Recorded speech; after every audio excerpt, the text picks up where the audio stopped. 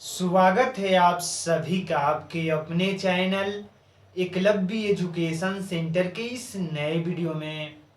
दोस्तों, आज के इस वीडियो में हम यह जानने का प्रयास करेंगे कि दिसंबर के महीने में सरसों की खेती करने के लिए हम कौन सी हाइब्रिड वैरायटी का चयन करें जो हमें सबसे कम लागत में सबसे ज़्यादा लाभ देने में सक्षम हो सकती है। और इसके साथ साथ यह भी जान लेंगे कि हम अपने सरसों की फसल में कौन कौन से खादों का प्रयोग करें, कौन कौन से दवाओं का स्प्रे करें, जिससे जो हमारा सरसों का पौधा है वह जल्दी से ग्रोथ कर सके और उसमें ज़्यादा से ज़्यादा फूल और फल लगने की संभावनाएं बढ़ सके। अर्थात दिसंबर के महीने में सरसों की खेती करने से जुड़े एक एक बिंदु पर हम विस्तार से जानकारी प्राप्त करने की कोशिश करेंगे इस वीडियो में।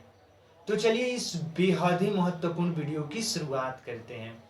जैसा कि आप जानते हैं कि दिसंबर के महीने में सरसों की खेती करके निश्चित तौर पर फरवरी और मार्च के महीने के आने तक हम अपनी सरसों की फसल से लाभ प्राप्त करने में सफल हो सकते हैं। लेकिन अपने सरसों की फसल से ज़्यादा लाभ प्राप्त करने में सफल तभी हो पाएंगे जब हम सही रणनीति के साथ सही टेक्निक का प्रयोग करके और सही समय पर अच्छे तरीकों से हाइब्रिड वैरायटी का चुनाव करके सरसों की खेती करेंगे। तो आइए सबसे पहले समझते हैं कि दिसंबर के महीने में बोई जाने वाली सरसों की टॉप 5 वैरायटी कौन कौन सी है। तो हमने टॉप 5 वैरायटी को क्रम वाइज रखा है। तो आइए एक एक करके हम समझने की कोशिश करते हैं। तो हमने जिस हाइब्रिड वैरायटी को सबसे पहले पायदान पर रखा है वह है पायनियर 45S46।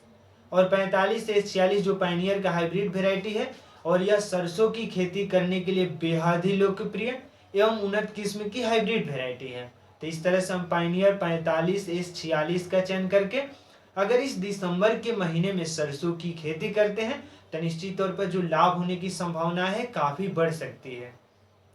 आगे की ओर बढ़ते हैं। जैसे ही हमने जिस हाइब्रिड वैरायटी को दूसरे क्रम पर रखा है वह है श्रीराम प्राइवेट लिमिटेड कंपनी का 1666।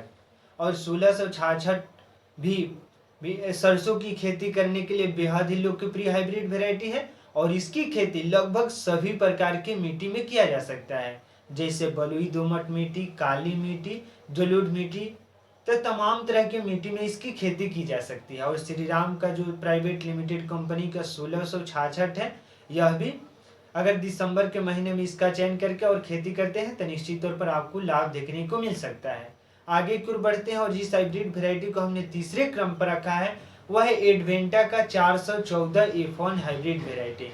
और यह भी सरसों की खेती करने के लिए बेहद उन्नत किस्म की हाइब्रिड वैरायटी है।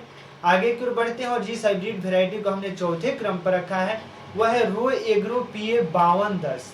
और रो एग्रो PA 5210 भी सरसों की खेती करने के लिए बेहद ही उन्नत किस्म की हाइब्रिड वैरायटी है। तो इस तरह से इसका भी चयन करके निश्चित तौर पर आप अपनी सरसों की फसल से ज़्यादा लाभ प्राप्त करने में सफल हो सकते हैं। और आगे की ओर बढ़ते हैं तो अगला जो हाइब्रिड वैरायटी है वह है MG1F1 हाइब्रिड वैरायटी। तो इस तरह से हमने 5 हाइब्रिड वैरायटी को पूरी तरीकों से समझ लिया है। अगर इनमें से किसी एक का चयन करते हैं और इस दिसंबर के महीने में सरसों की खेती करते हैं तो निश्चित तौर पर जो लाभ होने की संभावना है काफी बढ़ सकती है। और इसके साथ साथ यह भी ध्यान में रखना होगा कि केवल अच्छे तरीकों से हाइब्रिड वैरायटी के चुनाव कर लेने से ही मात्र हम अपने सरसों की फसल से ज़्यादा लाभ प्राप्त करने में सफल नहीं हो सकते हैं। हमें अच्छे तरीकों से उसकी फसल में यानी सरसों की फसल में खादों का भी प्रयोग करना होगा, समय समय से सिंचाई भी करते रहना है। और इसके साथ साथ जैसे ही हमारे सरसों की फसल में जब फूल लगना शुरू हो जाए तो उस समय हमें एक बार स्प्रे करना होगा। तो आइए अब समझते हैं कि जैसे ही सरसों की खेती करते हैं तो उसमें हम कौन कौन से खादों का प्रयोग कर सकते हैं।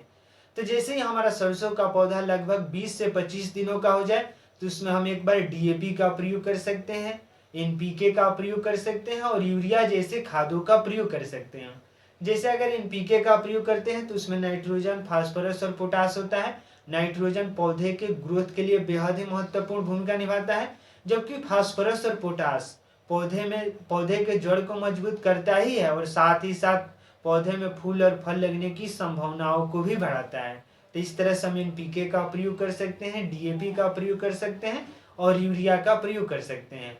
और इन खादों के प्रयोग करने के बाद हमें तुरंत सिंचाई भी कर देना है, क्योंकि अगर समय से सिंचाई नहीं करते हैं तो निश्चित तौर पर हमारे खाद जो फसल में डालने की संभावनाएं हैं, अगर डालते हैं तो उसे लाभ होने की संभावनाएं बेहद कम हो सकती है। तो इस तरह से जैसे ही हम खादों का प्रयोग करें, हमें तुरंत सिंचाई भी कर देना है। और इसके साथ साथ यह भी ध्यान में रखना होगा कि जैसे ही हमारे सरसों की फसल में जब खरपतवार, घास जैसे अगर तमाम तरह के उसके रोधक उत्पन्न हो जाए, तो निश्चित तौर पर हमें खरपतवारों का भी नियंत्रण करना होगा। इसके लिए जैसे खरपतवारों का अगर नियंत्रण कर देते हैं तो निश्चित तौर पर जो हमारा सरसों का पौधा है वो मिट्टी से अच्छे तरीकों से न्यूट्रिएंट को ऑब्जर्व कर पाएगा।